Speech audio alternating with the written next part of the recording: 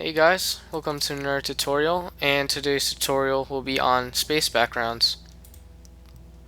So, this making a space background is relatively simple, and I just want to let you know ahead of time that this tutorial won't be including planets.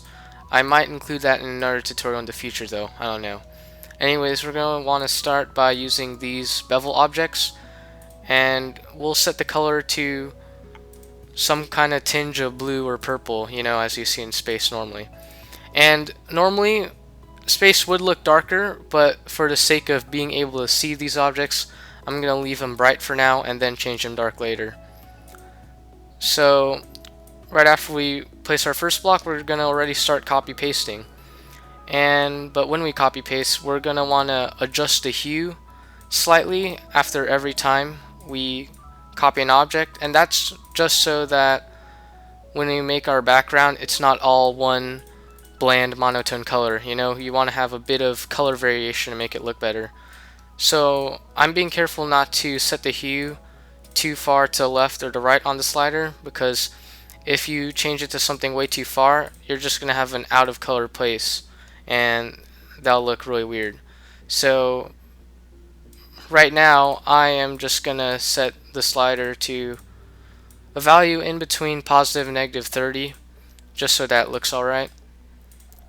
And after you think you've done that enough, you can just start copy pasting clusters so that you take up more space in a faster amount of time and you don't spend forever doing this. So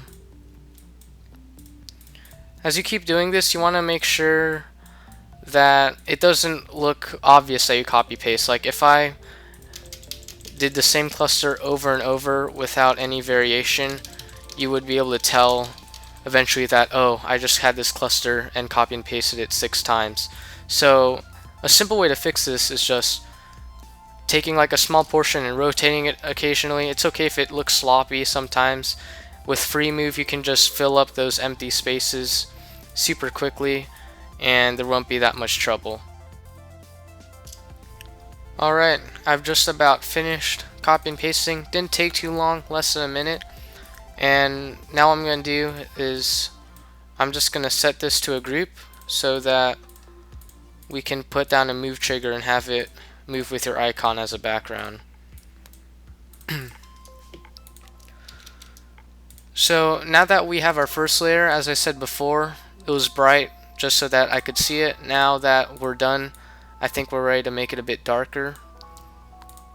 And right now it still just looks like a bunch of dots, not spaced quite yet. So to continue this, what we're going to do is copy this entire background, and we're going to set it to a different editor group so that we can edit these two different layers separately. And we're going to change the positioning so it's not directly under what we made in the beginning, and I'm going to change the color to blending this time instead of solid. And now that we have this right here, you can see that it's under what we made before because solid objects go over blending. So what I'm going to do is I'm going to go to this layer and change it to be bottom one in this case, which is a layer higher than the other one. And as you can see right now, it still doesn't look that great, so what we're going to do to fix this is adjust opacity and just test out what combination makes our background look good. So if I adjust the opacity slightly, you can see that's starting to look a bit more like space.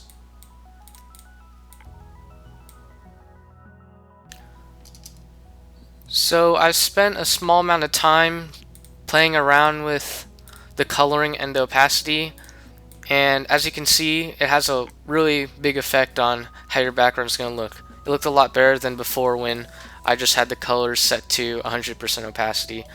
And there's not really a specific set of values you can do. You just have to eyeball it and see what suits your preferences.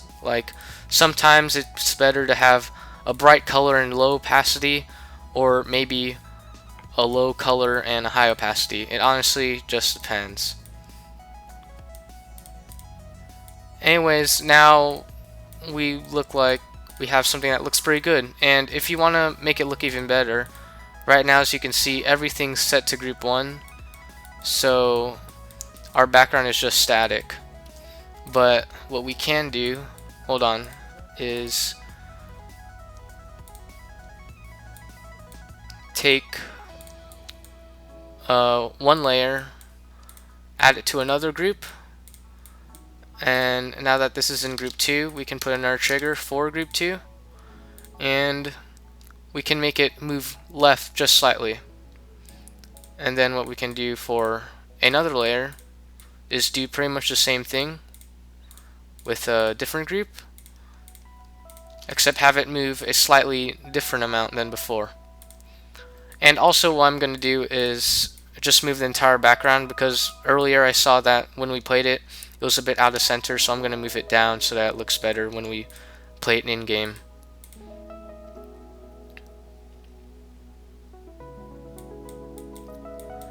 So now that we play that, we can see that we have a pretty nice looking space background. So I want to point out something, and it's that what we've made right here already looks like a relatively finished space background. If you put some obstacles in front of it, I think it'd look fine. But what's to be noted here is that this uses such a small amount of objects, which is only 178. What I see is that a lot of creators, when they make space backgrounds, can go up to over 1,000 objects. And the reason that we've been able to use such a small amount of objects is because we've utilized no blending. And how that works is that when you use an object with blending, you can get a really cool looking glow effect that looks nice, like this, when you layer the objects on top of each other. But the thing is, with objects without blending, for example this one right here, it takes up a significantly larger amount of space than an object with blending. So because of that, we were able to take up a larger amount of space and use less objects.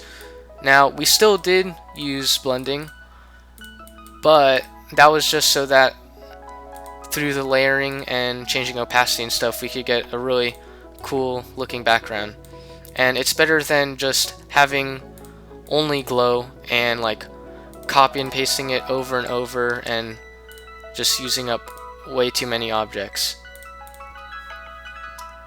So as I said before, it looks like we're relatively finished, but there are ways to make additional improvements. For example, if you want some certain spots to be brighter to like represent a nebula or a cluster of stars or something, what we can do is take some of these bevel objects from our glow layer, not the whole thing, just some parts, and copy paste them, and let's change the editor layer. And now what we have, it probably still will be dark, so what we can do to fix that is change the color group,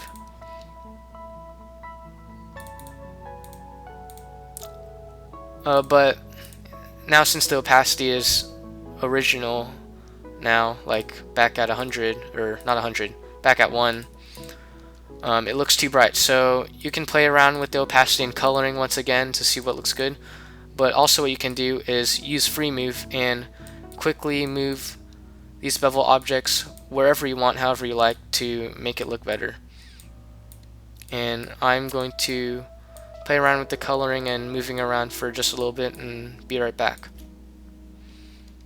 You might find yourself taking quite a lot of time editing your individual layers to see how they look. I've spent quite a bit of time adjusting a lot of things, which are adding some more layers sometimes. I have repeatedly adjusted the colors and the opacity to see which colors look good together and how they blend together, and also adjusting how certain objects are clustered to see if it's better if they're spread out or if they're moved close together. Another large factor to see if your background will look good is the move triggers. Sometimes there's some layers that are moving too fast, so you're gonna want to like adjust the speed to make it look better for you. So ultimately, after making like a bunch of different adjustments, hopefully you create that space background that looks good for you. That's going to be the end of this tutorial. I hope it was helpful. In the relatively small amount of time we spent making this background, we've used significantly less than 1,000 objects, which is pretty good, which means that this background would probably run fine on all devices and it wouldn't lag. So make sure to leave in the comments whether you thought this tutorial was helpful or not and what I can do to get better, because I'm always looking to improve. It'd also be nice to see other tutorial ideas you guys have so that I could help out with other stuff you guys want me to make. Anyways, I hope you enjoyed this video, and I'll see you in the next one.